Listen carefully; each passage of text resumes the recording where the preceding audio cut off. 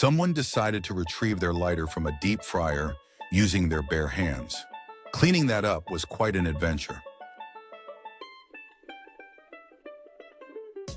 I hired a new employee on Friday and gave him directions to the job site for Monday morning. He arrived early and ended up helping thieves load all the construction materials onto their truck. The security footage even showed him stopping traffic to let them drive away.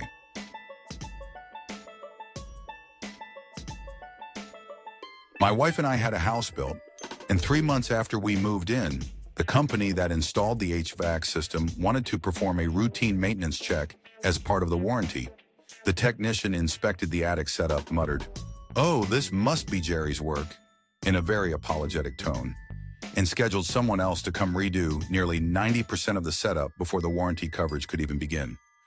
I don't know what Jerry did, but apparently his reputation at that company was infamous for requiring rework. Someone removed the plastic wrapping from a pallet of 5-gallon cans of highly flammable acetone.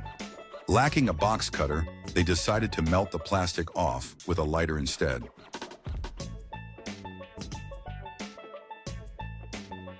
I worked as a radiation protection technician at a power plant during a refueling period.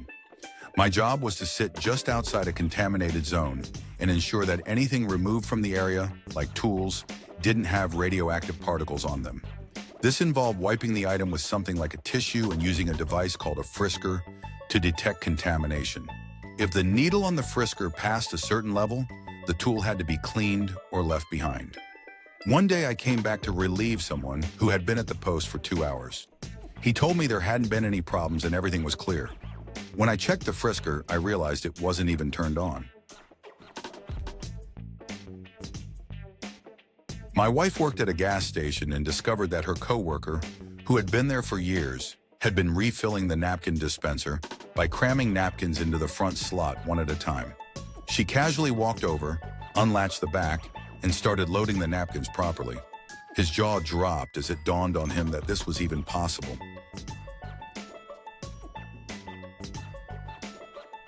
I worked at a company with a shared inbox.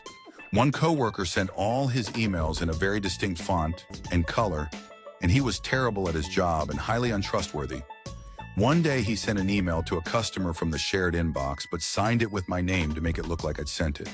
He left the font and color exactly the same as all his other emails.